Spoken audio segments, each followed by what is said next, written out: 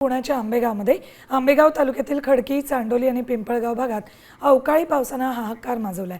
वादळामुळे कांदा चाळींची छप्परं उडून गेलीत. त्यामुळे 900 पिशव्या कांदा पाण्यात भिजून खराब झालाय. तर केळीची बाग जमीनदोस्त झाली आहे. यामुळे शेतकऱ्यांचं लाखोंचं नुकसान झालंय. शासनानं तातडीनं पंचनामे करून आर्थिक मदत द्यावी अशी मागणी शेतकऱ्यांनी केली.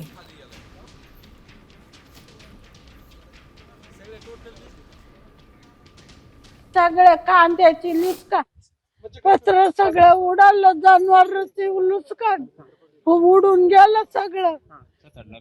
7-8 लाखाची त्या जनावरांची नुकसान आहे. तुम्हाला अक्षरशः अश्रू अनावर होत आहेत आजी, त्यावेळेस तुम्ही कुठे होता? मी तिथंच होते, दाना चाकीत होते तर ते पडलं येऊन वरून. हो, बाजार नाही म्हणून आम्ही 900 कांदा साठवून ठेवता. पण हे वादळी वाऱ्याने आमचं घर, गोठा आणि कांद्याचं शेड अख्खंच उडून गेलं आणि कांदा भिजला अख्खं. 9 लाखाची नुकसान झाली आमचं. 5 लाख रुपये भांडवल होतं कांद्याला. आता त्याला काय उद्या काय इकन त्याचं सांगताच येत नाही. भिजला म्हणल्यावर आपल्याला बोलताच येणार नाही तिथे काही.